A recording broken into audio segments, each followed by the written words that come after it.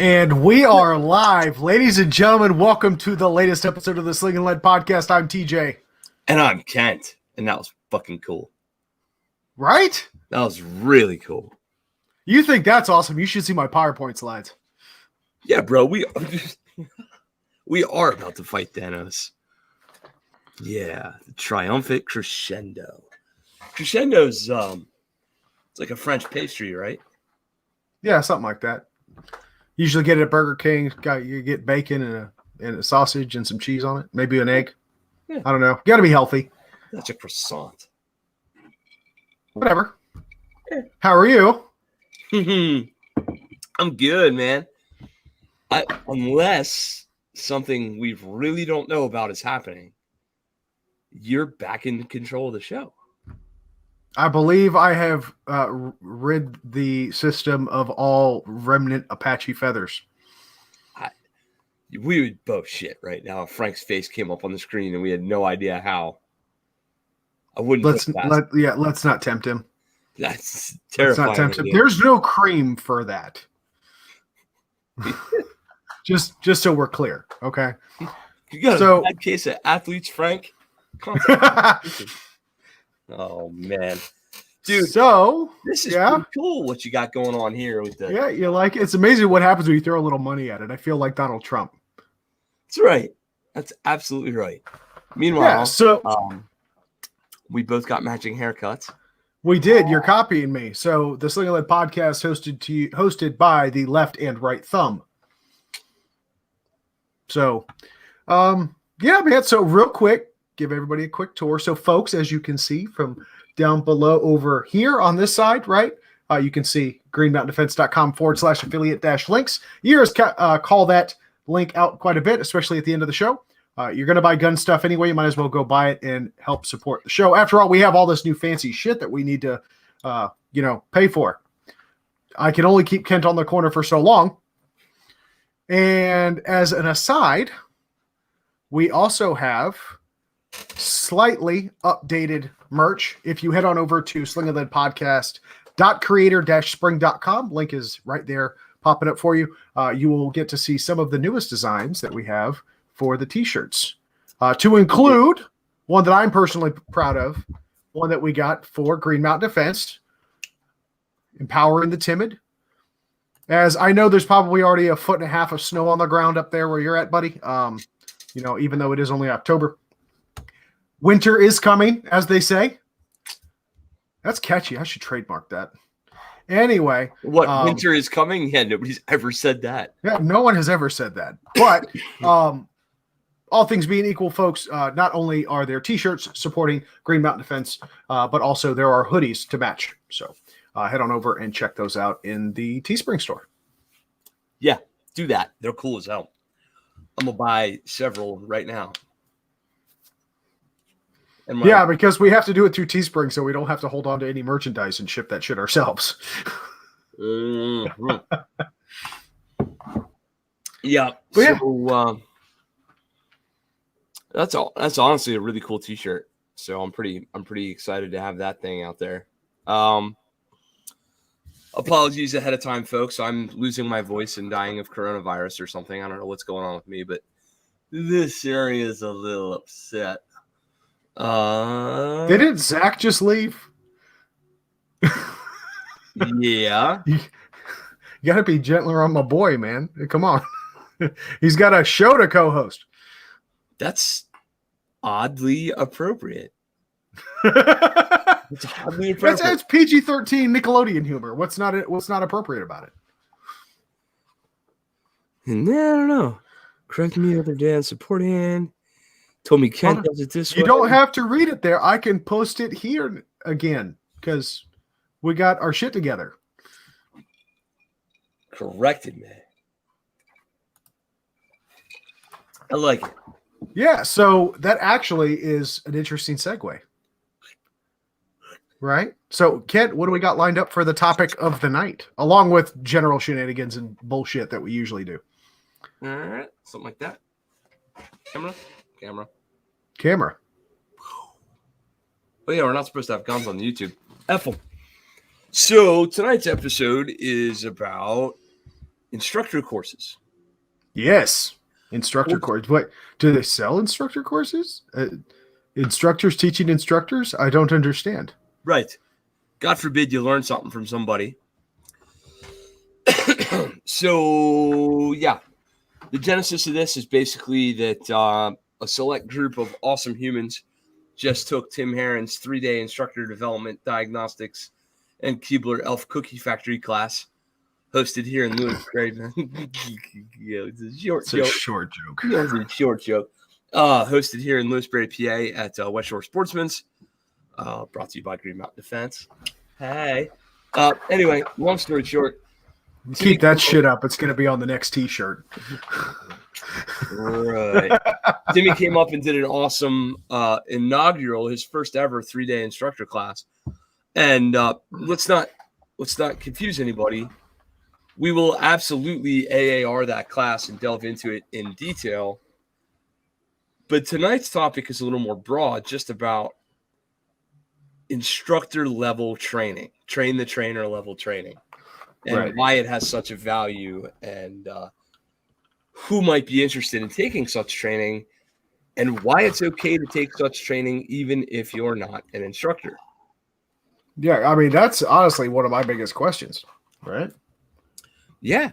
Well, I mean, as an example, there was one gentleman in this past weekend's class who ain't no instructor, but yet he found it valuable to come to an instructor development class for a couple of reasons. Number one, he had a pile of instructors around him, so he got like 11 private lessons in one weekend kind of thing.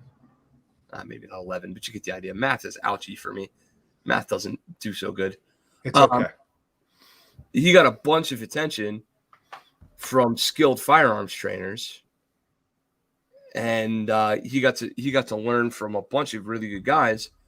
Also, he got to learn the genesis of the technique and the topic, and a little more in depth in the why behind some things they're taught the way they're taught, which obviously has value whether or not you intend to put up a shingle and be a firearms trainer, if that makes any sense.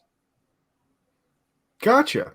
So I think let's kind of start at the top level, right? So what exactly is the common curriculum or approach that one might expect from a instructor level course?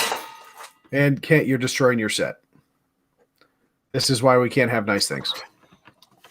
MG pointed out to me that the chain on my light was touching my back. I wanted to see you pull it down from that drop tile ceiling. That would have been a fucking show right there. Fucking dead body hits me in the head like, oh. That's where he went. That's where he was at. Yeah. So I tore stuff apart. I'm sorry. What was your question? I wasn't listening. Oh, yeah. So it's okay. Neither was I. So my question is, like, what? Let's start at the high level, right? So what kind? If I go to an instructor course, what kind of content can I expect from that level of, firearms training? Well, let's even go one more notch higher level, and let's talk about train the trainer level training. See how many more times I can say the word train in a sentence. Would you say it's a train of train? It's a train of thought. And Fair. If you're not careful, you'll get me off track. Oh, Jesus Christ. Dad jokes. Brent, take back over. Yeah, right. So the idea is sometimes in an instructor level class, it's more about the how and the why than it is the repetition. Okay. Right? So there's more genesis there.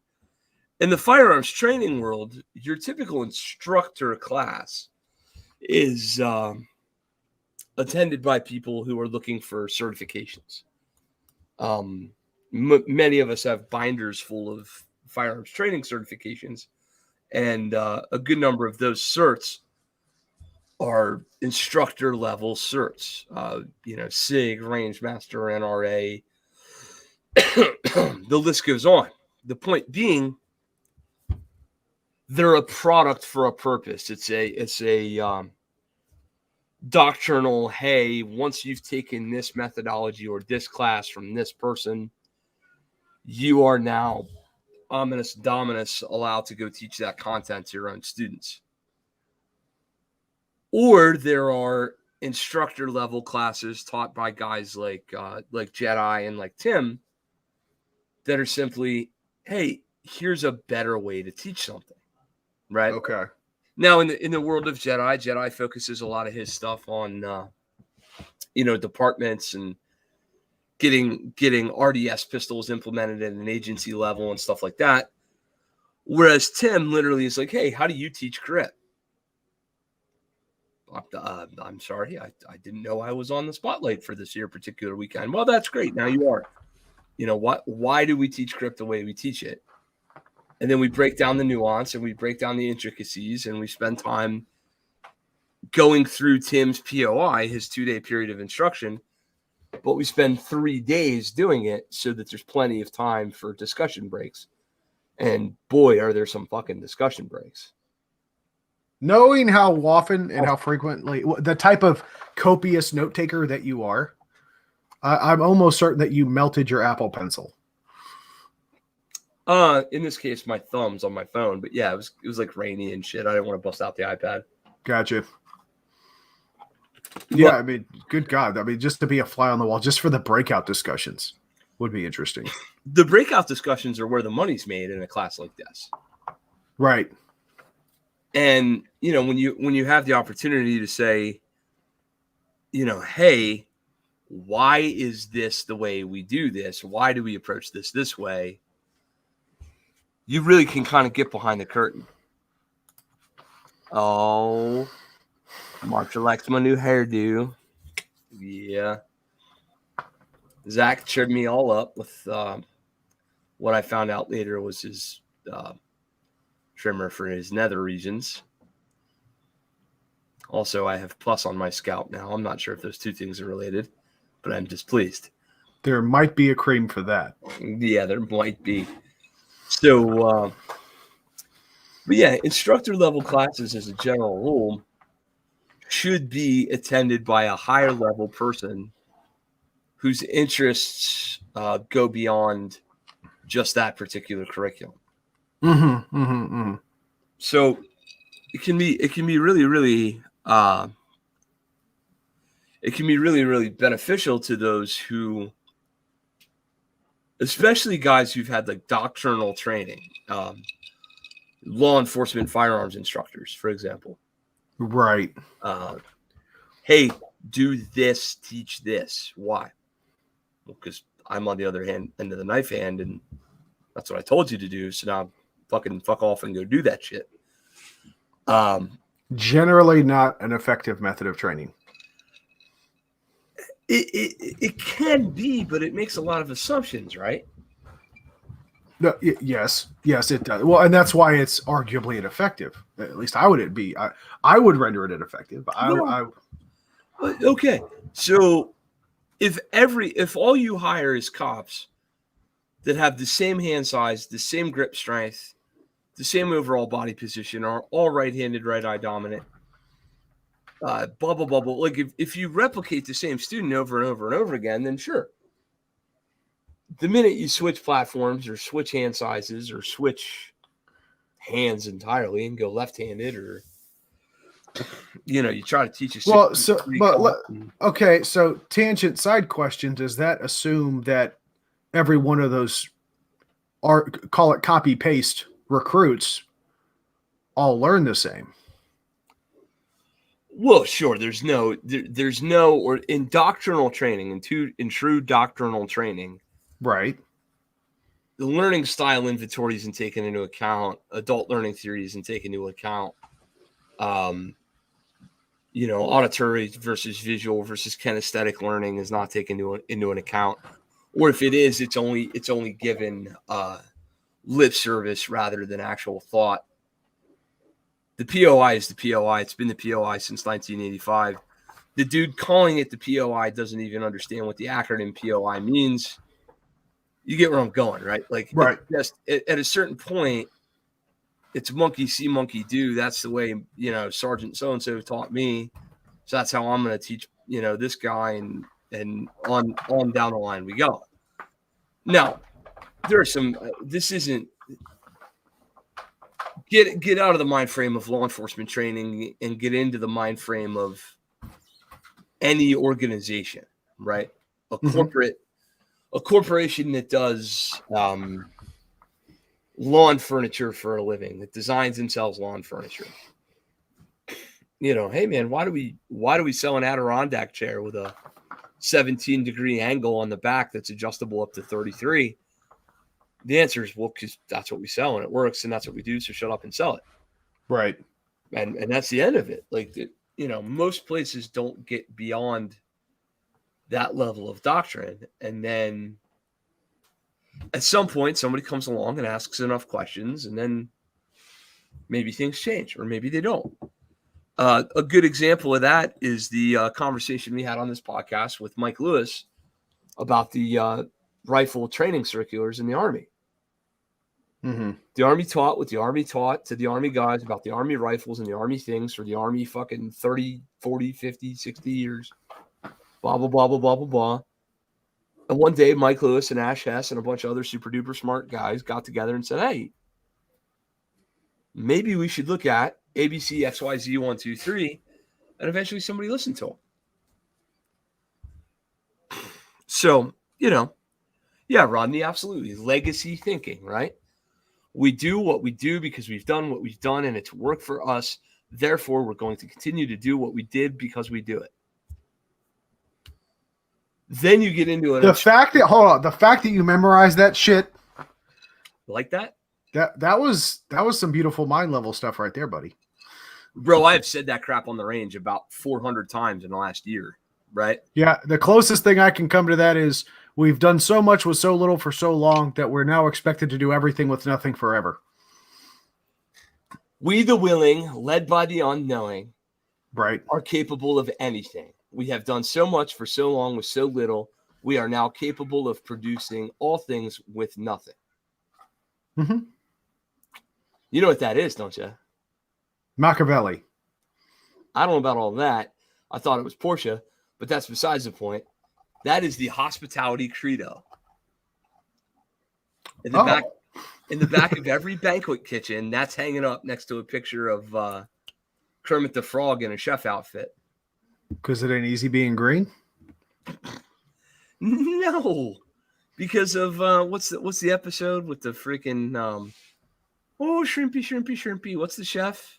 The Swedish chef? Swedish chef, yeah. It's like I legit think his name is just Chef. Okay, fair enough. Anyway, Chef. But that is cultural appropriation, and it will not be tolerated here at the Sling'N podcast. I was taught the hospitality credo by Chef Tony Bro in a kitchen in Killington, Vermont in 2007. I know it's a quote from somebody smart, but we also call it the hospitality credo. Anyway, gotcha. Yeah, man. I saw it on a picture of Zippo during the Nam era. Yeah, man. Bottom line is, when you get outside legacy thinking and you actually allow yourself to examine, why do people learn the way they do? What are people's motivations for learning in the first place? How can we effectively reach people in a compressed time frame with compressed resources, both monetary and physical? How can we break through the barriers of what it is that they care about and learn? That's a really good instructor diagnostics class. That's the experience that my friends and I just had this past weekend. That's what I'd like to see every instructor class be moving forward. Now, in a juxtaposition or comparison, not a negative or positive one, another good instructor class can be likened to that of, like, say, Range Master. There's absolutely some instructor diagnostics going on there. There's absolutely some learning how to teach and train the trainer and all that. Mm-hmm. The other thing there is in Range Master is there is a literal centuries worth of history on pistol shooting and pistol training compressed into a 3-part series of, basic instructor, advanced instructor, and master instructor. Whereas, you do the math and you realize you got 36, just over 100 hours of instructor level training that's provided by Range Master. And where it might lack in, hey, let's have a 45-minute long discussion on grip where everybody's thoughts are taken into account, it certainly excels in, hey, do you guys know why the B-27 target was designed in the first place? No? Well, let's go into a freaking 30-minute long, this is why the targets that we see today were designed. Where did the IDPA target come from? Where did IPSC targets come from? USPSA targets? Where did the B-27 come from? Why is the B-8 scored the way it is? All these things that you're taught in that level of what I'll call an institutional class can be good, because without a concept of the history that brought us to where we are today, how can we really espouse to understand where we'd like to go in the future?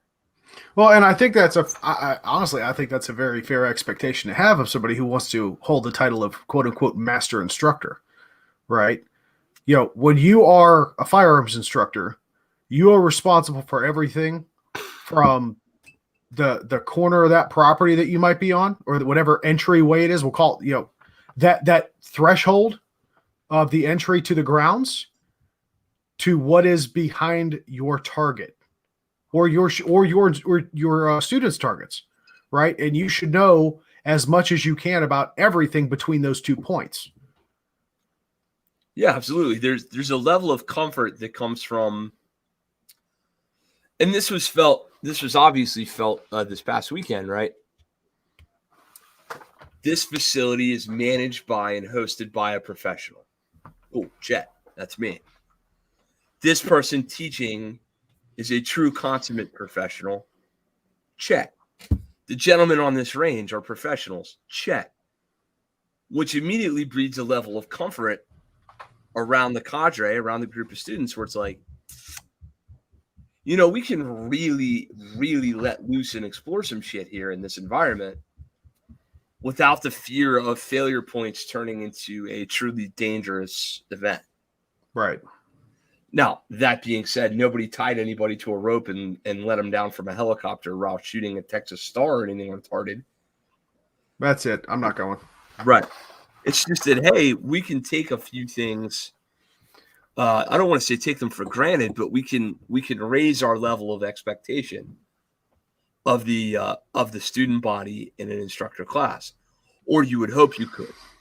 Now we'll talk. Yeah. You certainly couldn't. You certainly can stretch your legs better as an instructor when you're surrounded by other instructors getting instructed on how to be better instructors than you could with an instructor with a whole squad of noobs.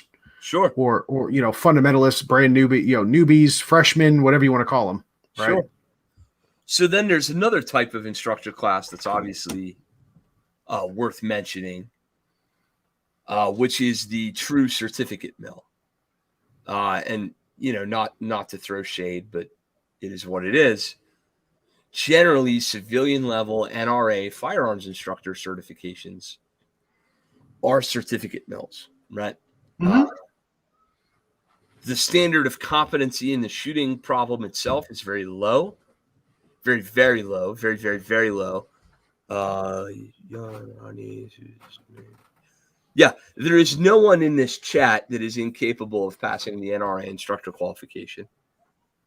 To include the youngest of MG's clan, I'm almost certain of it, right? Right. I actually held the NRA pistol certification or pistol instructor certification, and I will tell you right now,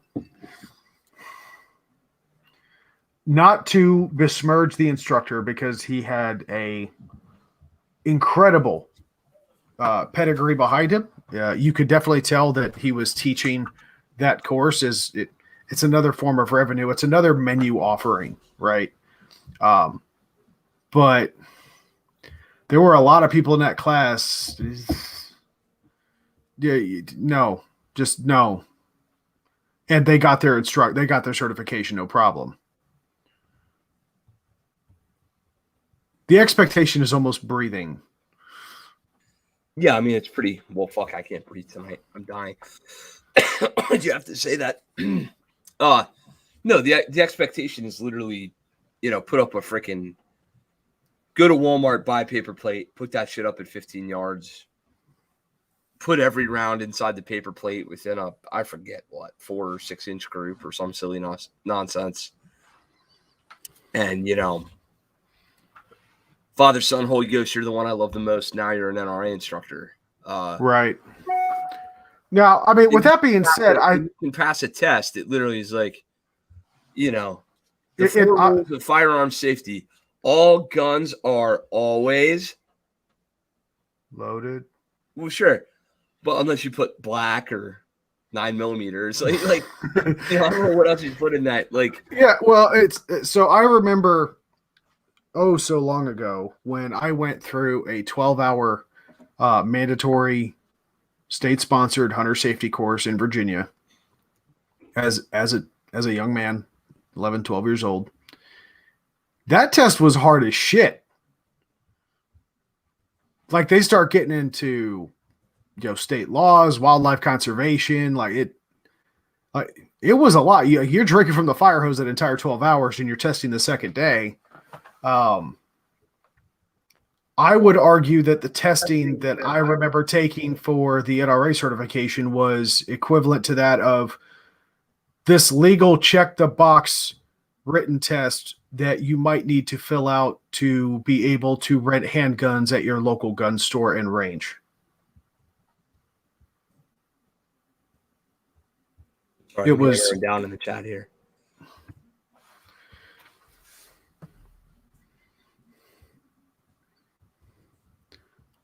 So for those that are playing the home game. Yeah, I was just going to say, I should probably just read this out loud.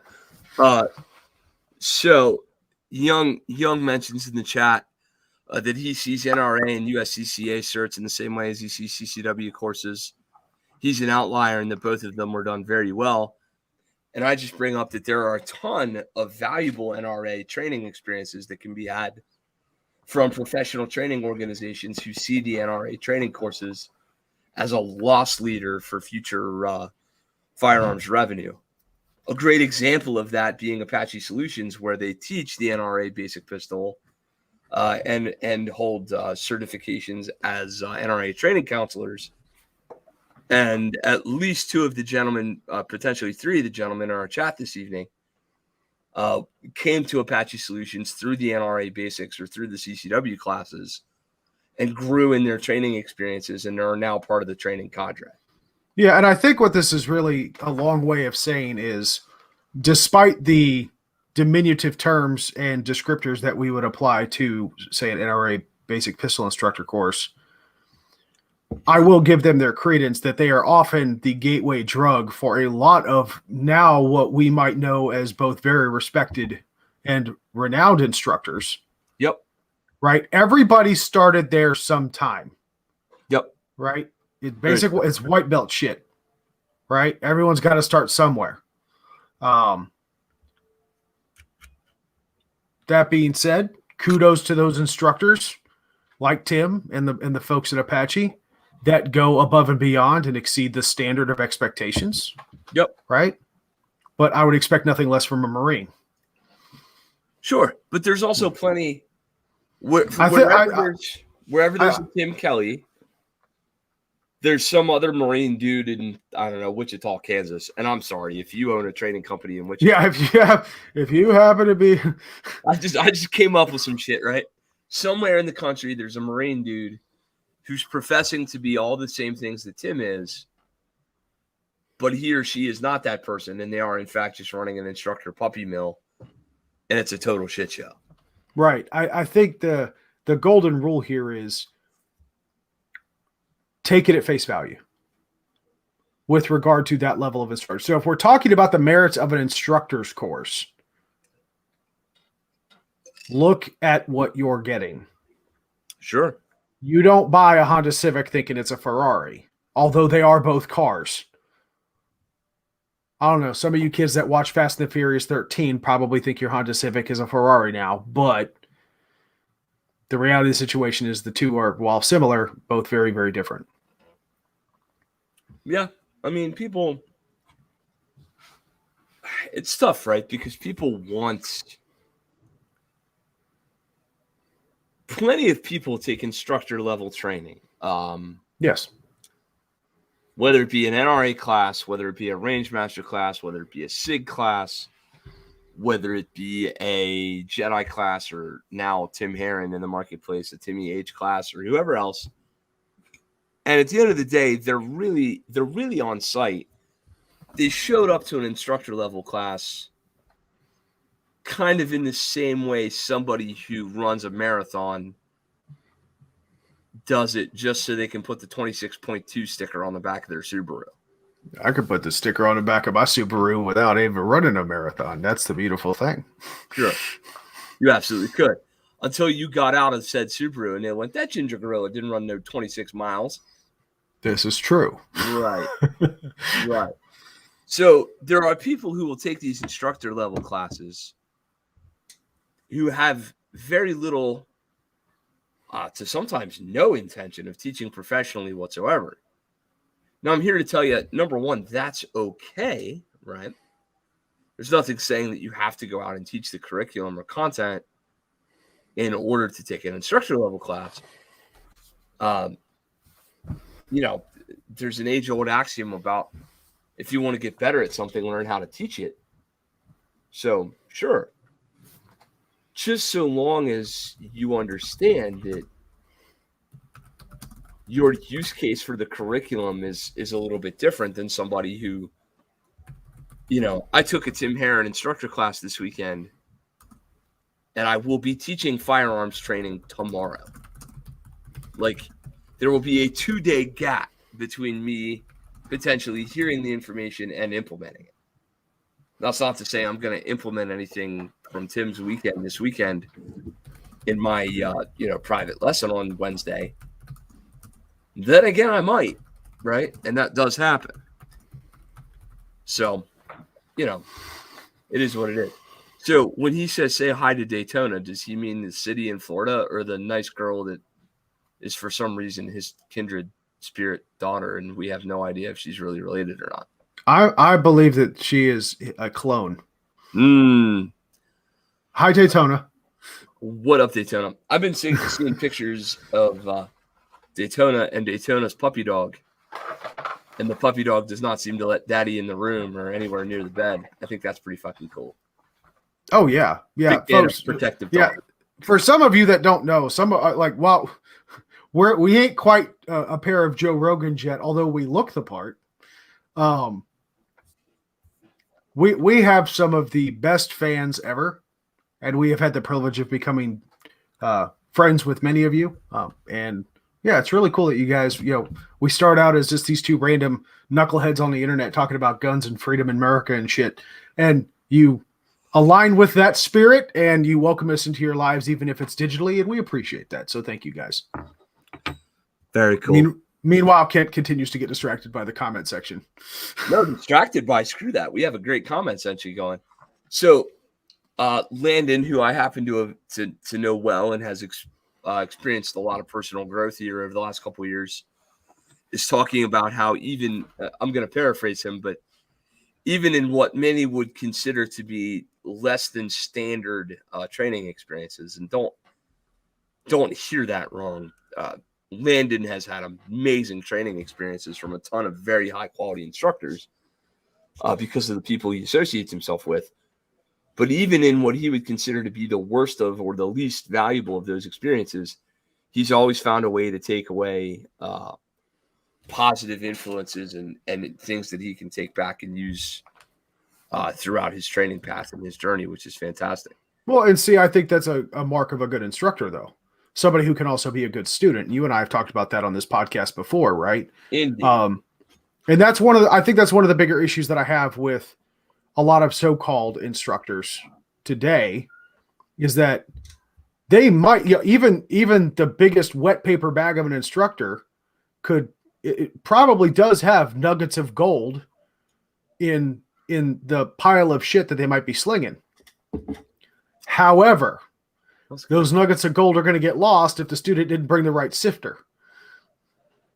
So you got to make sure that you have 2 tickets to the analogy train, leaving the common sense station at 9:28. It's 8:35 by my count, but okay, sure. Oh, right. You're in 10 IC. 10 IC. Yep. Yes, indeed. But yeah, yes, there are some that are out there. Do not let this turn any of you off to, going out and seeking out those instructor certifications. I mean, I would even argue, hell, if you're one of those people that you find yourself being kind of the family de facto instructor, it does happen. there's actually a lot of that. It got me down the pathway. It's funny because I remember growing up, my father teaching me how to shoot. And now, fast forward a couple of decades and a lot of hours behind the gun and a lot of time training myself, I have become not only the de facto family IT guy, but also the de facto firearms instructor.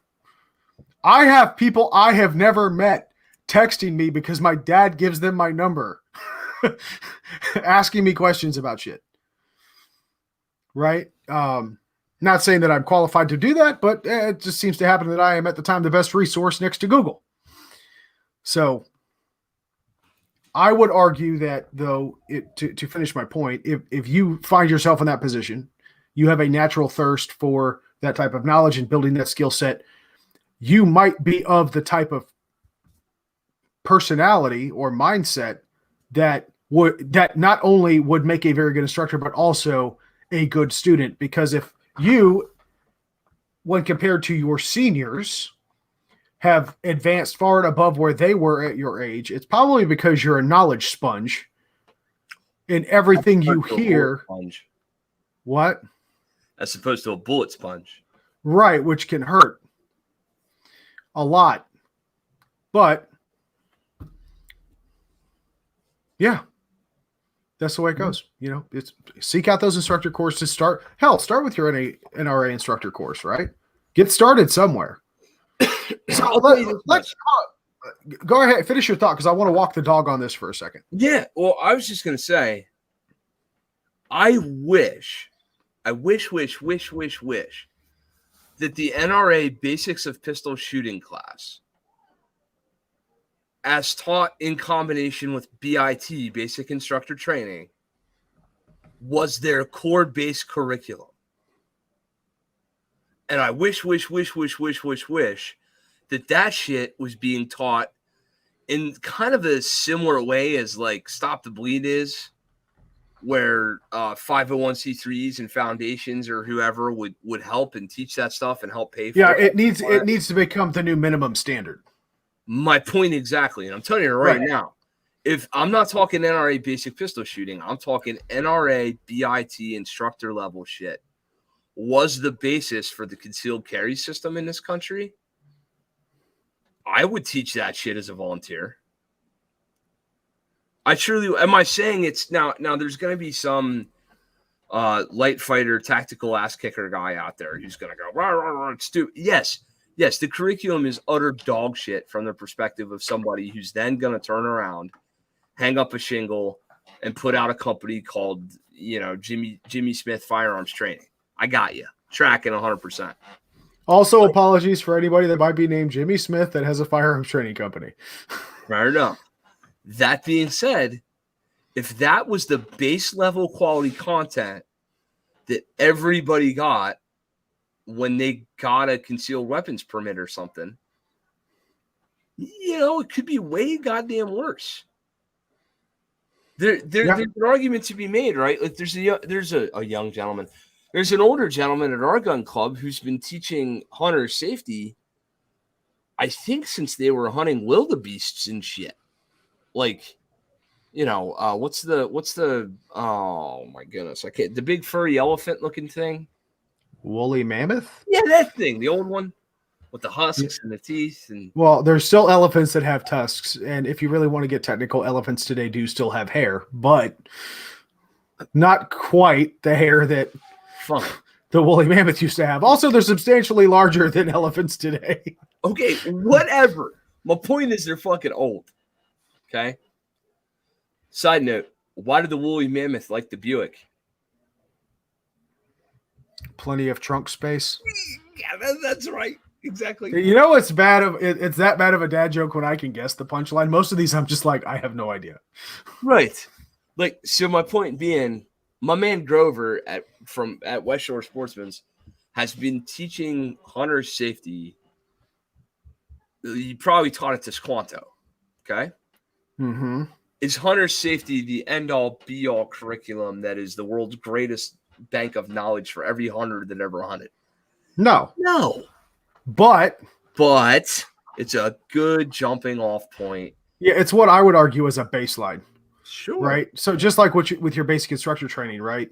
So to equate that into cybersecurity, because folks, if you didn't notice, a couple episodes ago, we had a cybersecurity special with Frank and myself, with Kent being an amazing interviewer.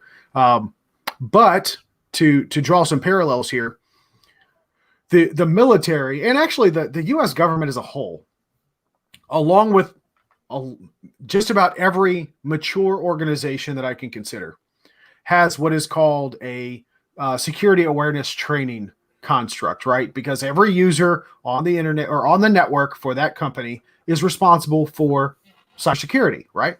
So there needs to be a baseline of understanding with respect to proper practices, password policies, do this, don't do that, how to recognize phishing and social engineering campaigns, yada, yada, yada. The government, more specifically the U.S. military, but the government as a whole had a very fundamental level of cybersecurity awareness training. Very basic. As a matter of fact, it was horrible. I'm pretty sure it was coded in Flash, and you can actually find still shots and screenshots of how horrible this shit is if you Google it. Just Army or Navy or Marine Corps. Pick military cybersecurity awareness training, and dear God, it's horrible.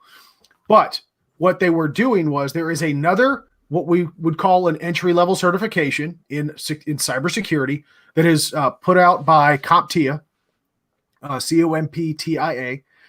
It is called Security Plus. It's the first certification I ever received.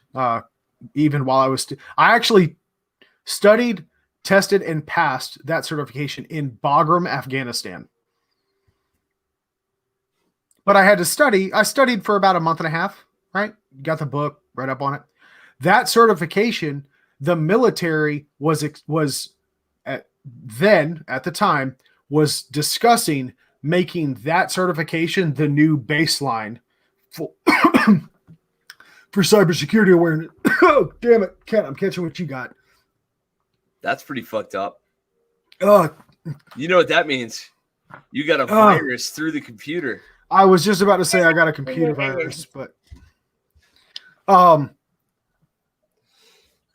yeah, so either way, so it's a social thing. This is just like sneezing. You know when you sneeze and you never had and like somebody else sneezes and now you have to sneeze because they sneezed? Yeah. I swear to God, coughing is the same thing. Yawning as well. Fun fact, yawning is listed as one of the most contagious diseases anywhere. All you have to do is hear it or see it.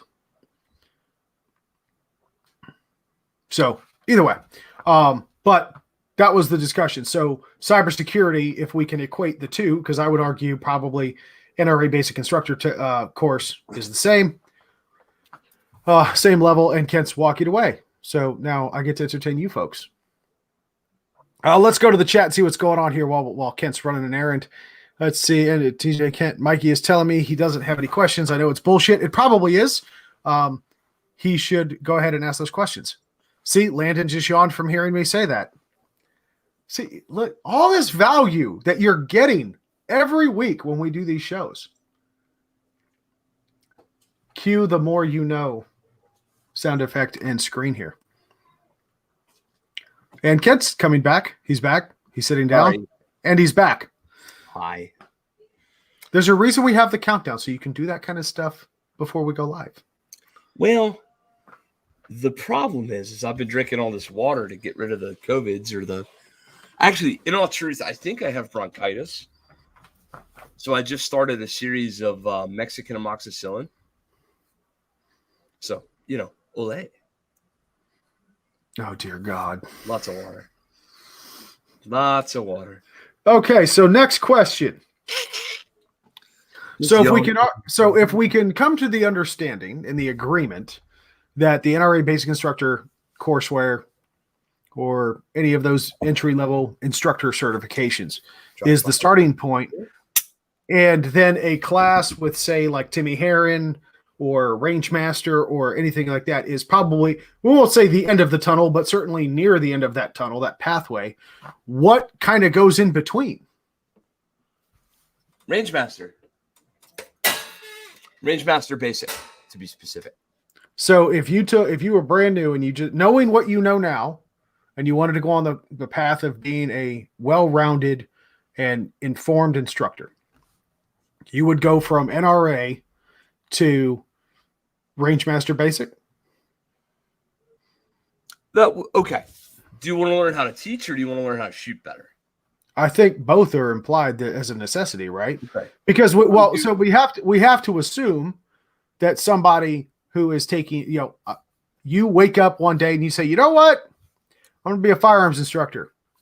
Let me go down and get my NRA cert. You probably have some shooting skill. Probably better. I said probably. You probably have some shooting skill. We could arguably say you're probably one of the top shooters amidst your small sphere of influence and circle of friends. So your 4 or 5 range buddies that you go to the range with, whatever have you. Maybe you're in the top 50%, top 25% of those people, right? Okay. You could get some more skill. So I would say probably the next best thing would be probably a combination of, at least most bang for your buck, would be somebody that does instructor training as well as helps refine the skill a little bit. So is that even possible? Yes and no. So here's what I would tell you.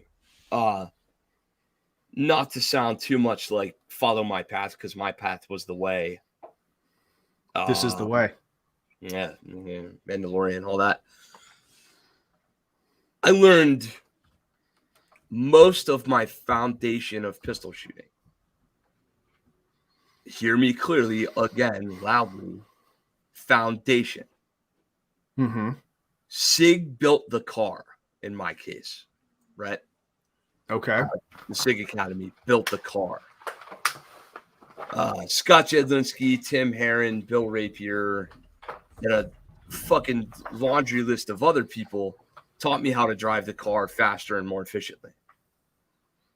But Sig certainly built the car, built the foundation of my pistol skills. Okay. So if I was to advise a young guy or gal who was like, Kent, I want to learn this, I would say, hey, go take the NRA, the whole curriculum.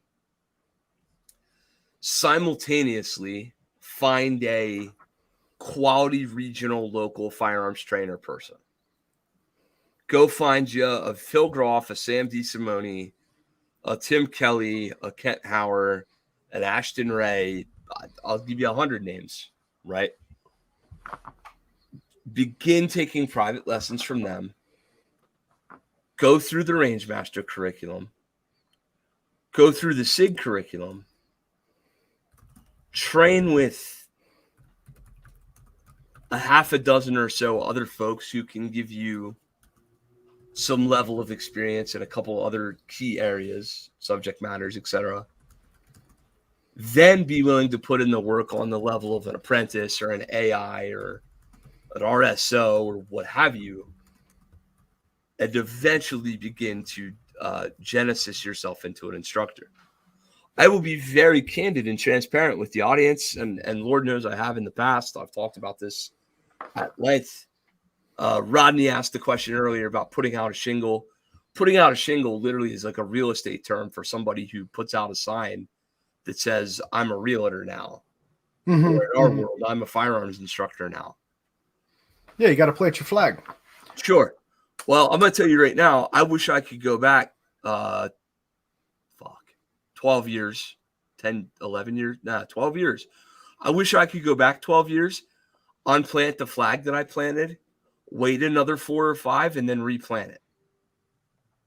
I referred to myself as a firearms trainer too early in my career and in my genesis. Point of failure, right? I have since grown and learned and realized where my failings were. And now Jesus Christ, I said to Tim this weekend, I said to Tim, in front of a group of my peers this weekend, straight up.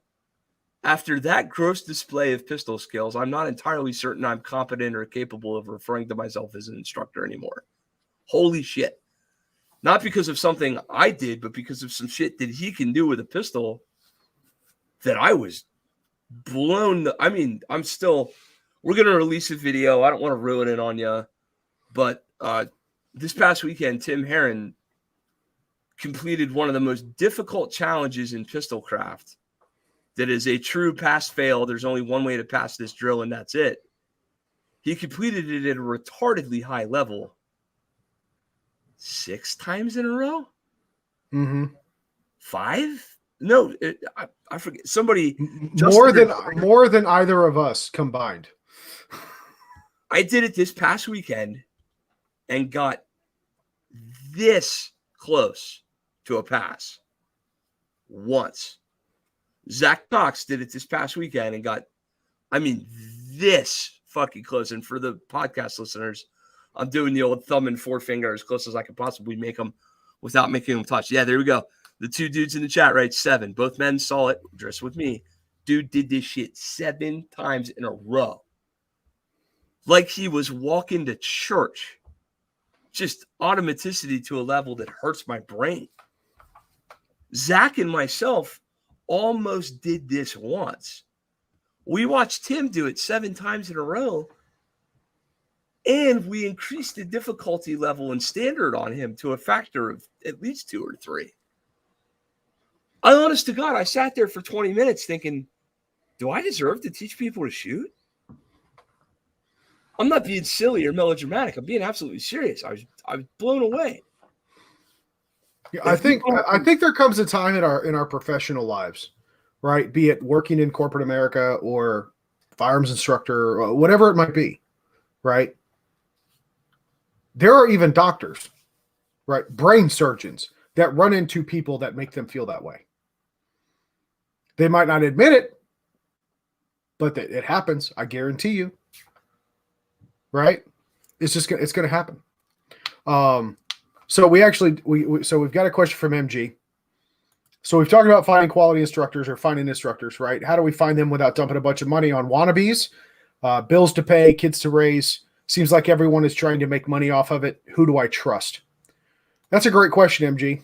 As a matter of fact, we happen to have 80 some odd episodes of quality instructors. Sure. And that's not to pitch the podcast too much, but look, the reality of the situation is you might not find one local permanent to your state or your region.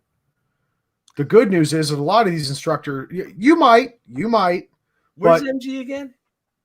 Out northwest, midwest, somewhere. I don't want to go too specific on the show, but yeah, MG, I could swear I've said this to you before, but in case I have not, I posted my freaking phone number in the chat earlier for Young to get a hold of me. Text me, bro. I'll find you somebody. I will find you somebody within a 2-hour drive who's worth a shit. There usually is at least one person, right? And if not, like 2 hours is a bit of a made up axiom. But my point is, within driving distance, not like the self-serving answer. MG is, well, get 10 guys together and I'll fly there. P.S. If you get 10 guys together, I'll fly there. But that's not really the point. I'm certain there's somebody worth a shit in your neck of the woods. Hashtag shameless plug. I don't know right off the rip where you're at or who that person is. But yeah, there's plenty of people. There's plenty of people out there. I'll tell you right now. I've said this a million times. If you are from the central Vermont region and took a class from me between 2012 and 2014, I owe you a voucher. Come on, get your money back. Let's do this shit again. I'm dead ass serious. If somebody like straight up, I will put you back through the good shit. Was I giving terrible advice? Was I telling people to do stuff that was ridiculous? No, of course not. But the overall quality wasn't. The quality was not inducive to what I have put together now. Not even close. Yeah. So, but the reality of the situation is too. Let's go down the hypothetical, right? In the event that you do search or I do help you find somebody, there is a possibility that there either may not be somebody there. We have to assume that might be true. That might be something you run into. Or B, there might be somebody better. So for maybe a little bit more money, if not same money, if it's a matter of, if we're talking about the difference of, maybe $100 or an 8-hour drive for a long weekend versus a 2-hour drive, right? It might be worth it. Sometimes you've got to go to the instructor and not expect them to be like, it's your back door or around the corner. Sure. But I mean, what I will say is you do not have to get on an airplane. No, that's certainly not. You certainly do not have to take off Thursday, Friday, and Monday just to get in a weekend class to make it work. Now, although there are some benefits to that. Sure. So those of us, right, look, if you look at the gentleman who came to this past weekend's class that I just hosted from Tim, many of the folks who showed up from like a distance because they wanted to be at this particular class by this particular guy because they felt that it held a particular value for their level of training and skill set and knowledge in that moment. A perfect example is somebody like a Todd Lewis Green, right? Not to bring up or besmirch or use folks that aren't with us anymore as an example. That's not the point. I never had the pleasure. I never had the opportunity. I now kick myself for not having driven that 4 or 5 hours. That's a failure point, right? The whole idea that this is an experiential learning kind of thing. There are only so many places you can get the good stuff, and there really are. Like, there's quality training out there, but for example, if you just take the cadre, like I'm a member of the Rangemaster cadre, if you will. I'm one of the Rangemaster certified firearms instructors. At the level that I'm presently at, there's only, I think, 230 of us on the actively working spreadsheet, the spreadsheet that is put out by that organization of folks who are continuously working. 230. Right. It's freaking 2.3 people per state. That's not a huge, like, it's not a lot. The NRA has out there some retarded stat. Like, we have 52,000 certified instructors in the US or whatever. Like, that's not what I'm talking about. That it's just one of those things that when you look at, hey, what am I looking at here? A perfect example would be if you lived in central Pennsylvania up until I moved here and you were non-law enforcement, your options were basically, Ashton Ray or Phil Groff or maybe, Ben DeWalt or somebody like that. But if you lived in Mechanicsburg, Pennsylvania until I moved here, you might have to make a 2, 3, 4 hour drive to go get quality firearms training in the state. Am I going to stand here and say you should come to me instead of Ashton? No. Fucking, I'm hosting the guy. I've had him on my podcast. I'm trying to pump up his business. Like, speaking of which, we need to get Ashton back on the show eventually. Yeah, buddy. It's been a hot minute. I miss him. Right. It's one of those things where you look and you go, hey, Ashton's worth a shit. Within a 4-hour drive of me. So if you just I sit in Mechanicsburg, Pennsylvania, 17055.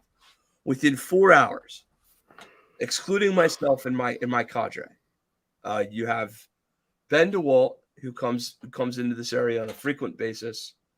You have Phil Groff, you have Ashton Ray, you have Sam DeSimone. Within 4 hours, go in the other direction. You have Ron Flowers. You have John Murphy. You have fucking Jedi. Hello. He's within 4 hours. Mm-hmm. Yeah, because he's based in northern based in Virginia. VA. Yeah, northern VA, somewhere around there. Yeah. You have Tim Chandler. You have, man, I'm drawing a blank right now, but I just right off the rip, within 4 hours of me, I got to 7 people who I would instantaneously drop of the hat, send a relative, friend, or neighbor to without hesitation. Right. Yeah, absolutely. So that's just my little corner of the world. You know, you go to Texas, there's a pile of good stuff. You go to Ohio, there's a pile of good stuff. You go to the Carolinas, there's a bunch of good stuff. Most of these regions of the country, you can find good people. Then, of course, assuming that person or the thing that you need isn't locally available to you, then you have, hey, this company, this company, this company, this company, this company. There's a list of 20 or 30 companies that come to your area on a semi-regular basis. So, again, Mechanicsburg, Pennsylvania. Tim Herron comes to me twice, goes to Sam DeSimone once, goes to Sam Callahan, I think, once or twice. So I think another option too is, you know, just hear me out on this. Rather than looking just for an instructor, I would think you would be remiss if you were on that quest to not also look at the more reputable ranges that you have in your area to see if they are hosting anybody. That was my point. Right. So I think instead of just looking at, hey, what instructor is in my area, look at some of the local ranges and facilities too. And with that, I think that gives you another opportunity to examine or assess the quality of instruction that's going to happen. And I know this is going to sound like a false nomer or a false equivalency all day long, but I'm going to tell you right now, if I pull up to that range and it looks like dog shit, I'm probably not going to respect the instructor that they have coming, especially if I've never heard of them. Nope. Right. If it looks like I need a tetanus shot just driving past the range, I don't care who you got coming. Sorry. Sure. It better be somebody I know. Sure. So like I can go Google that sumbitch. So West Shore Sportsman's, Lewisberry, PA. On the look at the facilities that you and I trained at with Jedi's class at Royal Range. That's what I'm talking about. That's a beautiful facility. So Royal Range has hosted everybody. Right. You know, West Shore, the place where I'm, the director of training from the board perspective, just in the past 2 years, you get Bill Rapier, Scott Jedlinski, Tim Herron, Jared Atkins, Citizens Defense Training, myself, you got Phil Groff, you got Ashton, you got Pressburg, Haley.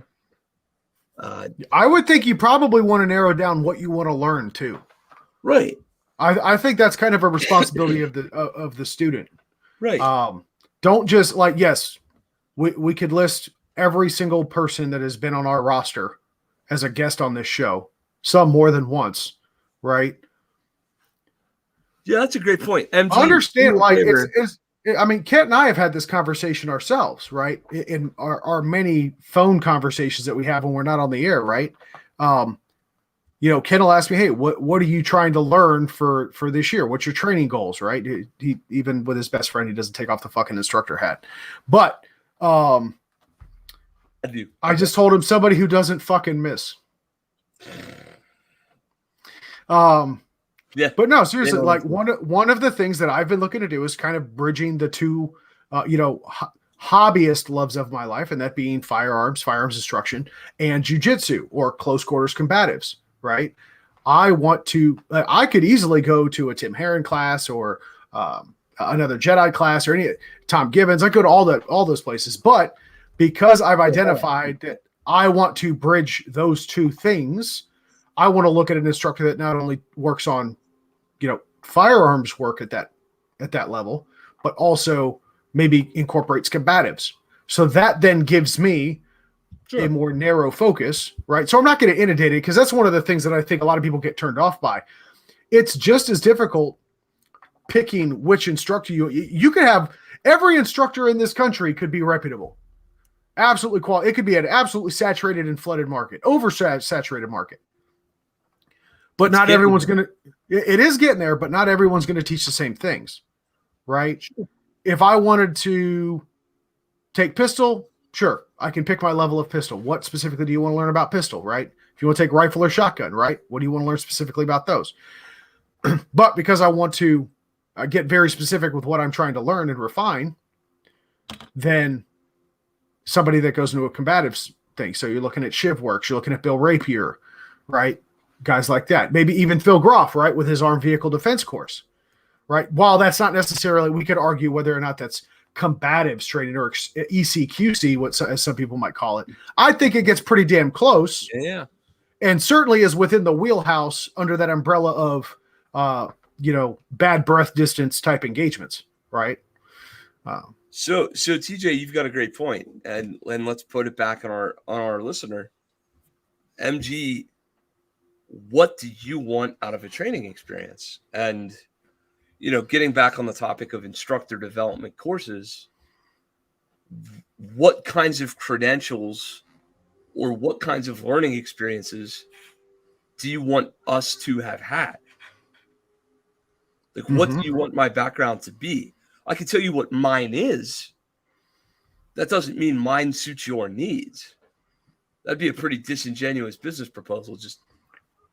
I think there's an episode right there with what we could go down the list. Let's even come up with a few options, right? Hey, what do you want to learn? What expectations do you have of an instructor? And we could flip that and then open up the discussion on what Kent, myself, maybe get Tim Kelly back on the phone. Maybe we could even get Phil on here. We could probably get a whole panel of different instructors and just go round robin on what they think makes good instructors. And from that, shit might just come up with a cure for cancer and world hunger. I'll tell you you get that many minds and those pedigrees are at a table. Some magic's going to happen. I'll tell you this much. At my own expense, I'm going to host a symposium for instructors. Seriously, just for the guys and gals, like not for the consumer, just for the trainer, and fucking see what shakes out. Yeah, just stand at the top of the mountain and kick the boulders and see what's down the hill. So Phil Groff, Sam DeSimone, Scott Jedlinski, Bill Rapier, and Tim Herron are sitting at Kent's kitchen table. That's what I'm talking about. All those dudes have been there, but not all at the same time. Right. But what's cool. Perfect example. So I can give you a perfect example, and we'll talk about a person, an individual. I don't talk about people unless I say things that I would say to them in person when I talk about them. So we'll talk about Sam DeSimone for a minute. And I'll tell you a funny story. 4 months or 2 months or 3 months ago, Sam DeSimone hit me up and said, hey, I'd like to take that Tim Herron instructor class. I said, fuck yeah, sure, homie. Here's the link. He said, can you think of any hotels?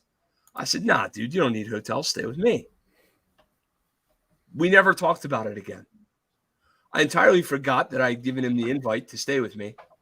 And on Thursday, he messages me and he's like, or calls me. He's like, yo, what time are people getting to your house? And I was like, well, Tim will be here at this time. Zach will be here at this time. Da, da, da. And he's like, cool. So where am I staying? And I was like, Sam, I'm like, the fuck, bro? You invite me to your house? He's like, no, you already invited me. Or you inviting yourself to my house. I'm sitting there. I'm like, fuck, did I? I did. God damn it. I feel terrible. I'm like, Sam, I'm sorry, bro. This place is full of shit. You're going to be sleeping on the couch or some nonsense. And he's like, better than a hotel. Time to get bunk beds in the cave. Dude, we got some bunk beds up in this motherfucker. We went crazy for putting dudes up in the house. I'm not saying that to sound like a cool host. I'm saying that to tell you that because of that, I got to spend Thursday night, Friday night, Saturday night, Sunday with Sam. Time after time after time after time. I've had the same experience with all the other men you just mentioned, with the Bills and the Tims and the Jedis and the all these different folks. It's amazing how similar the quality of character is in the people that you get around in this business. Mm-hmm. It's amazing. It's flabbergastingly amazing how cool of people you can come across just by opening up your world a little bit. Mm-hmm. Yeah, isolationism is it has its downs. It has substantial downsides. I'm gonna tell you right now, that guy's he's a law enforcement officer, he's a trainer, he runs a good business, all that good stuff. He's also just a great dude. He's a quality dude. That's one of the things that when you start recommending people like, hey, MG, I'm gonna tell you right now, I don't care how shooter, kick-ass, awesome guy, 3000, whoever the person is, if they're not the kind of person who I would say your child should spend an afternoon with, they get no love from me. Because for every one of those people who's awesome at what they do, but they're a dickhead, there's somebody else on the planet who's awesome at what they do, and they're a genuinely good person. So that's always nice. If I had the money, I would have already sent them to you. Appreciate that. Want them to understand responsibility and duty. Yeah. Yeah, absolutely, man. I mean, that person, obviously, you don't put in the chat where you're at or where you're from unless you don't want to. But you know how to get a hold of me. I'll find you somebody. There's always somebody worth a shit. As an aside, guys, don't forget that we do have a Facebook page. You can find us on Instagram, all the other social medias. While we, of course, love that so many of you participate in the live chat and the live show every week, there are times where you don't want to publish there or make a comment on the Facebook page. It's got a messenger. Hit us up on Instagram, right? We'll help you out. Same thing with any other general question you might have, right? Hey, point me to this instructor. Great, done. Kent's got you, right? I could do it, but Kent's better at that than I am. Hey, what about this? What about site radius? Whatever mundane question you might have or that you think is mundane, right? Send them. Yeah, please. We might add them on the air or we might mention them on the air, right? But we'll certainly keep it confidential. We'll keep it discretionary. Or our discretion will be the better part of our valor. Mostly it is. Yeah. At least we try anyway. So back to the topic of trainers. One of my favorite trainers just mentioned in the chat that he doesn't consider himself to be a trainer. Right. Now, there's a certain level of humility in all this, but there's also just the idea that just because you don't think of yourself as a purveyor of the training business does not mean that you do not benefit from instructor level training. The example being the gentleman who would be moderately upset if I mentioned his name on air, who took this class this past weekend. There will never be a thisguyfirearmstraining.com website out there where he is purporting himself to be a firearms trainer. That dude's never going to do that. That doesn't mean he doesn't end up with some level of benefit from having taken instructor level training. This past weekend, that particular individual who is my student, I'm excuse me, sir, I need to remove the word student from my vernacular and insert client. I need to do a better job of that. The guy's my client, and has taken hours and hours and hours and hours and hours of training with me. It was neat to watch him learn a technique, come back to me and say, whoa, so that's where you got that. And it was even neater because sometimes I was like, yeah, you know what? Tim did show me this. It's exactly where I got it from. Mm-hmm. And sometimes it was even neater than that, going, well, you know what's funny? Tim and I both learned this from somebody who learned it from somebody who learned it from this dude.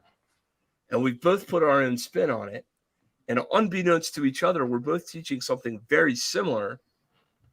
with slightly different nuances, accomplishing the same goal, to the point that you thought I got it from him. Isn't that pretty neat? Because I damn sure think it is. It's just an interesting paradigm shift when you expose yourself to instructor level things. I mean, and let's make no mistake, if you are the source of knowledge or learning for any group of people, congratulations, you're an instructor. Every parent is an instructor. Every manager is an instructor. Every big brother or big sister is an instructor. Make sense? You see what I'm driving at? I mean, hell, my 12-year-old's teaching my 6-year-old how to read. Sure. Lord knows you ain't teaching them. No, I don't read good. Right. But with that being said, I mean, so we're coming up on the 9-minute mark here. So I think I would like to round it out with kind of this question. So the tagline of tonight's episode is, "But I know it all." Right. Is there a level that can be attained where furthering one's education as an instructor is no longer a requirement in the firearms industry? No. I don't care what industry you're in. The answer to that is flatly no. I mean, is there an instructor that you know of, or maybe respect? I don't know, the guys that have, decades, if not centuries of experience, like the Tom Givenses. Sorry, Tom, you're not that old, but you get my point. But like the Tom Givenses of the world, the guys where their first instructor or their first class was with a flintlock. Right. Right. Do you think those guys ever stop learning as instructors? Yes. Let's be very clear. I'm not referring to Tom. However, there are people who have been doing this for so long, who have been at the level of training that they've been at for so long, that they are, quite frankly, unapproachable and are unwilling to accept or ingest new information. I've made it my policy here not to talk poorly about people unless they are dangerous, and none of the individuals who just came to my mind are actually dangerous in their training. So I won't steer you away from any of them. But I will say that there are absolutely some folks who seem to believe that they have reached a level like what you've mentioned. Now, so it is doable. They believe with so. It is believed to be doable by a select few. Sure. Who we could all probably also say that along with that excusable lack of a requirement to continue training and continuing their education in their profession will also probably never grow, evolve, and change what they're currently doing. Sure. There's you're not going to learn a new way tomorrow or on how to tie your shoes better. Sure. Because you've been doing it for so long, the exact same way that, you're accomplishing the task of getting those shoes Velcroed. Right. So there's the curmudgeonly old instructor out there who will say things like, there's nothing new under the sun. Now, clearly, the other genesis of that kind of conversation. There is some truth to that statement. No, for sure. I can give you numerous examples of where that's entirely true. Pistol-mounted optics. We want to make this big thing of how red dots are the new wave of the future. Unless you shot USPSA in 1990, whatever, and pistol-mounted optics were the norm in open division. Appendix carry is the new wave of the future, unless you're Doc Holliday and you were doing that shit 100 and how many years ago. Hollow point ammunition is this is like the advancements in projectile technology. Yeah, so it's almost like they're turning themselves off to the belief that it's new to some people. Correct. So while it may not be new, truly new information, it's new to some.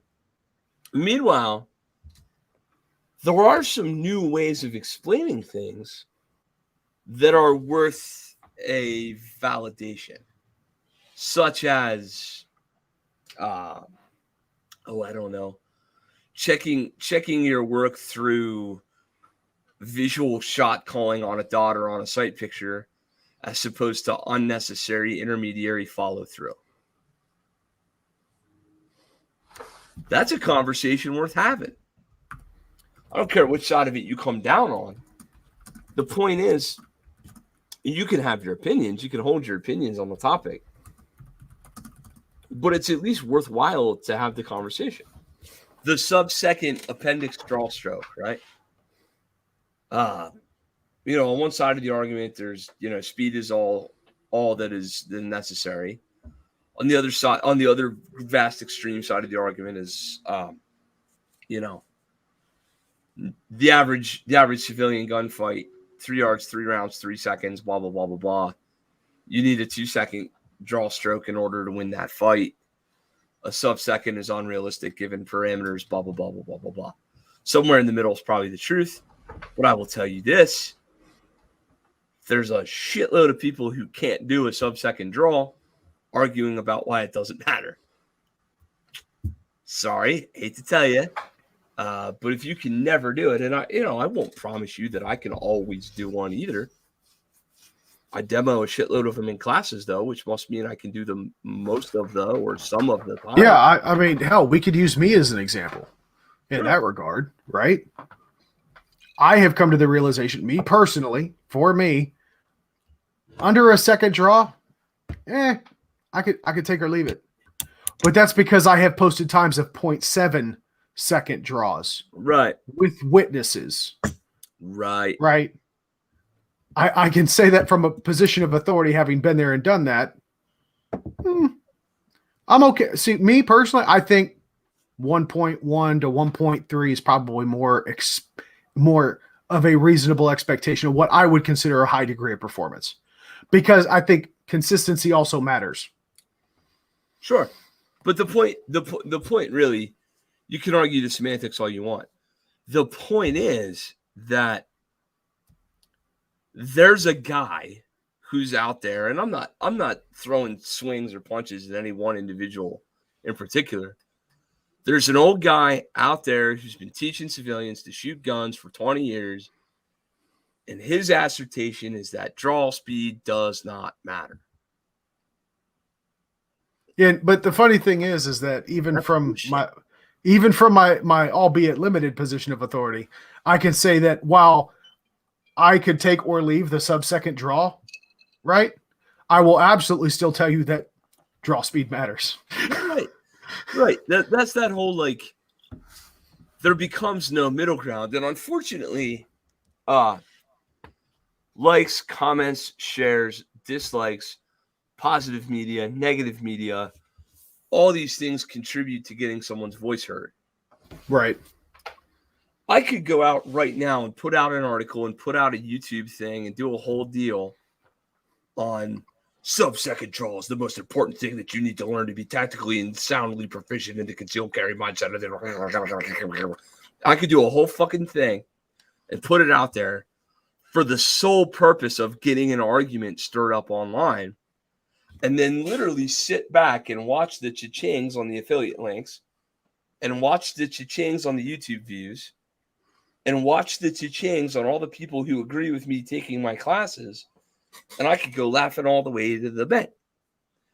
Hell, Sam and I were joking, Sam from ETS and I were joking this past weekend, that what he and I ought to do as a marketing strategy, seeing as we're so close to each other, is to pretend to hate each other so that we could each get more followers and likes and subscribe.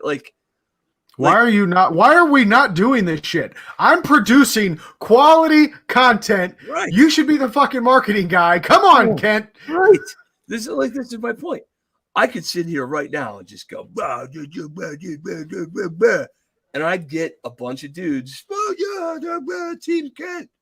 And the other side. No, I'll start it. Hey, Sam, shit's weak. Fight me, bitch. No. I know you've been training jiu-jitsu, motherfucker. Bring it. People. Well, my money. I'm Unless Sam's got a gun, my money might be on you. But then again, you're a wiry little fucker. He might give you one. No, but the point, like the whole point, right, is that we can do that, or we can have honest conversations. And unfortunately, like there's these arguments right now. There's still this age-old bullshit. Oh, competition will get you killed in the streets. And then, unfortunately, some dude whose information has been largely irrelevant for the last 10 years wants to all go of a out. sudden all of a sudden trending on Twitter. Exactly. Because he went out and started a shit war about competition will get you killed in the streets. Now, unfortunately, from a distance, what's that saying? Don't argue with fools because your friends from a distance can't tell who's who and all that stuff. Like, unfortunately, I haven't quite heard that one, but I've heard it's better to remain quiet and be thought a fool than to open your mouth and remove all doubt. Sure. Point being, like, nobody knows who's who in that argument. But, God damn it, why are we having the argument still? Why are we still arguing red dots versus irons? Why are we still arguing 9 versus 45? Why are we still arguing appendix versus strong side? I'll tell you why. Because it gets clicks on the Google monster. That's the only reason. Because I could give a fuck. I don't care. I do not care. If you show up to my class and I can show you some shit, and all of a sudden you run the dog snot out of a strong side 45, and I'm running the dog snot out of an appendix 9mm, guess who don't care? I don't care. I'm going to show you what I believe. I believe what I believe for a reason because I vetted it, worked on it, and it matters to me. If for whatever reason you vetted something, you've worked on something, and you can prove that it matters to you, rock on. At the same token, though, you have to understand that there are metrics and consequences to our decisions. I will be a bit of a marketing junkie and use my own taglines for my own classes. There are consequences to your actions that are measured by real metrics. So, if Mr. fucking perfect. If Mr. Pudgy guy with the beard over here could do a sub-second-ish draw with his 9mm and can run high 90s B8s and can run his own drill to an above 95% standard, and you show up with your strong side 45 and can't hit the broadside of the berm, is it because you brought a strong side 45, or is it because you haven't focused on some other things that maybe you need to learn? Probably the latter, right? I could take the easy way out and make it a conversation about gear or caliber or competitive versus defensive fundamentals or any number of these other bullshit internet arguments. But at the end of the day, if you carry a 45, you a little bitch. Go check out our merch at the Sling'N Podcast Teespring store located down below. Right. See, that's how that works. I could be in marketing. Right. Says the guy who bought a 45 a couple months ago. Almost a year ago, actually. Whatever. I never did a review on it. Right. It's because you haven't shot it. No, I've actually put about close to 1,000 rounds through it now. I haven't shot it. Okay, so that motherfucker, you can come down. I haven't shot it. Well, the court told me the 45 has never left the house. I mean, it hasn't recently because I've been working. No, stop judging me. When did we turn this around to attack me, motherfucker? I've been talking to the corgi. The corgi says you don't shoot anymore. He keeps his shit up. I'm gonna kick a corgi. No, I'm just being silly. You get my point, though. I get it. We get too far into the weeds on things that don't matter. Is my point. Yes. And also one of the reasons why Kent and I don't do reviews all that much anymore on YouTube.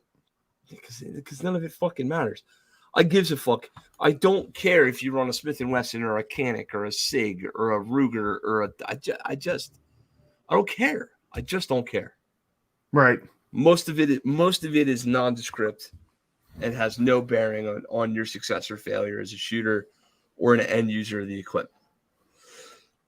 Most practitioners who are worth a shit, if I went down, perfect example, if I went down to Apache Solutions right now with a magnet, and all that magnet did was collect the Austrian Tupperware, and I just walked around with boop, boop, boop, boop, boop, boop, boop, boop, boop, and all them boys lost their Glocks, and not one of them motherfuckers could have a Glock. And I took them all. Jesus Christ, I'd have to leave North Carolina with like 60 Glocks. But I took all of them sons of bitches. They were mine. They're my Glocks. Yeah, that's before you left Frank's house. Right. And I went back down there the next week, and I dropped off a truckload of mags and Beretta APXs. The most fucking underrated striker fire handgun of the century, by the way. That's besides the point. Here's a Beretta APX and a pile of mags mounted with dots, the whole 9 yards, all the same setups, but not Glocks, Beretta APXs. And I left those guns there. It would be as though I had just given new software to a computer. And 2 months later, when I went back down there, you know who'd be performing at the same level as they were with their Glocks? The fucking Apache dudes. It would be no different. Right. Oh, I can't get around this. I can't get used to that. I don't like this. I don't like fucking bullshit. I'm pretty convinced at this point that a high-end end user could run anything. Oh, absolutely. I said that to Tim this weekend. Tim had me shoot his fucking Nighthawk Signature Series Wonder Blaster 5000. And Tim did his monster demo, the monster demo of all fucking monster demos. And after the fact, I literally said to him, I said, bro, let's be honest. You could have done that with a high point. You could have.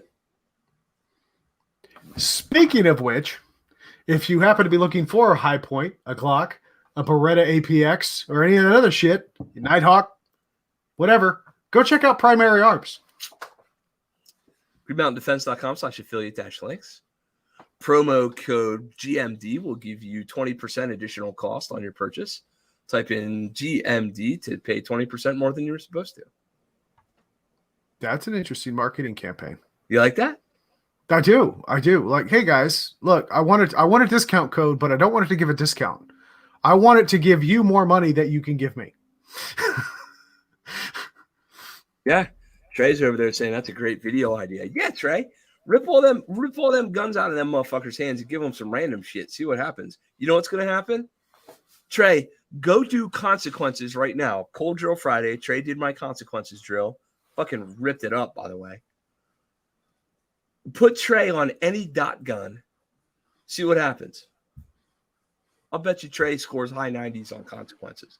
I'll do you one better. Here's the video idea. Intentionally hide Zach's shit. Go. Like, all right, here you go. Cold Drill Friday idea. We're going to do every single cold drill we've done for the last 3 weeks. And by the way, you don't get to use your gun or the same make and model and caliber of the gun that you had. Right. Here's my granddaddy's Ruger P85. Right. And then get mad as fuck when Zach burns it down with a Ruger P89. That's what I'm saying. Zach's got some skill. Don't tell him I said that. Right. He's probably listening still. That's my point, though. It's just one of those things where it's like we put all this minutia, effort, and energy into the wrong things. It's mostly a software problem. It's not a hardware problem. This past I understood that reference. Right. This past weekend at this instructor class, you know, at one point during a set of drills, Tim looked at me. He said to me squarely in the face, he said, dude, you're fucking overthinking it. Okay. Stop overthinking it. Okay. Then he did his capstone drill where he ends the weekend on a stage. And right at the start of his drill, he goes, all right, so we've had a lot of fun this weekend. We've been very silly. We've joked around. We've enjoyed ourselves. We've worked at this. We've worked at that. We've gained a lot of things. This one last thing is a stage that I want you to approach as though your wife or children are involved. You sure, Tim? Are you certain? Because I'm going to burn the range down. And I don't mean like in a cool guy gun way. I mean, I will literally set fire to the mountainside. Like, you got me pissed now. I'm in danger. Yeah. Well, what happened? He told me to do that. I closed my eyes. I envisioned my children. I went fucking apeshit on the thing. He stood there going, okay. I'm like, well, you know. All that's coming to my mind is that scene from Commando, where it's like the 10-minute montage of Schwarzenegger putting on every gun and grenade that he has. Yeah. Like, yeah, you stand up holding a Norinco SKS or AK over your shoulder with face paint on. Right. No, but point being, right, like, do you possess the mental capacity to learn, to teach, and to get this shit done? Yes or no? I'll tell you right now, if you want to find out if you do or not, learning how we learn, we being the teachers, is a great way to expose yourself to that shit. Absolutely. So I think that is a great conclusion to another great episode. I think it is too. So with that, Kent, you got any closing remarks before we go to the ad read? No, man. I just think it was a couple things. Really nice to have an active chat with some good participation and some quality questions being asked. That always makes our jobs a lot easier. You know, I'm not a good enough actor to pretend to read and talk to y'all at the same time. So sorry if I like drop my head down and read what's in my face, but it's valuable stuff. Appreciate you guys, your loyal followership, and continuing to ask what I consider to be very high quality questions and pushing that kind of stuff along. I think maybe it might be lost on some people. Sometimes some of your favorite YouTube sensations, Landon, you're welcome, smiley face, will say some shit like, hey, I will do this, or I will do that, or I'll help you with this. Or I fucking mean it.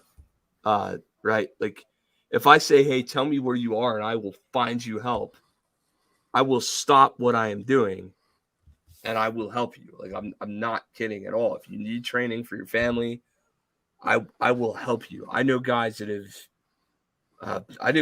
run firearms training companies who have jumped in to help somebody else's student in the middle of a family crisis off of one phone call. I will do my best to emulate that. Like, if I can do something for you, if you hit me up and you say, hey, man, you're on the podcast 20 times, you've said X, I need you to actually make it happen for me. I'm not kidding. I'll do what I can. I'll help. So give me that opportunity. This show exists largely as a source of quality information so that I don't have to rehash these conversations student after student after student after student, right? There's good info being put out here. Quite frankly, over almost 90 episodes now, 2/3 of the good info that's been put out on our show hasn't been put out by us. Mm-hmm. It stands as a showcase to those who we value and deem respect. Therefore, let us, the collective community, help you. You don't think for 1 minute I can't hit up Apache or hit up somebody else and go, hey, this person who watches the show and is involved in the podcast needs help with the following thing, and I think you're the right subject matter expert. I'll make that connection. I'm not going to give you somebody's personal cell phone number and let you tear their world apart. But if you don't think I'll copy you on an email and do what I'm best to help you, you're crazy. I'll absolutely help you. So put us to work on that. Let us be a resource, because that's what it is. And that's what it was always meant to be. Absolutely. Not a money-making endeavor necessarily. And now that we said that, ad read. Yeah. And then we get into the ad read. So Kent is always good, but I'm glad we shook all the dust from the trail. Of the violent Apache overthrow that we had. Good to be back on our podcast. You know what got rid of them? Those blankets we gave them. I was going to say the custom blankets I ordered. By the way, happy belated Indigenous Peoples Day, you racist prick. Horrible human being, Kent. Jesus. Oh, buddy. It's Indigenous Columbus smallpox blanket week, and I just made a joke about Apache. That's fucked up. Oh, my God. I can't take you. And we wonder why we don't have sponsors. Circle the wagons. That's not true. Yeah, no, this is true. That's correct. All right, guys. So greenmountaindefense.com/training.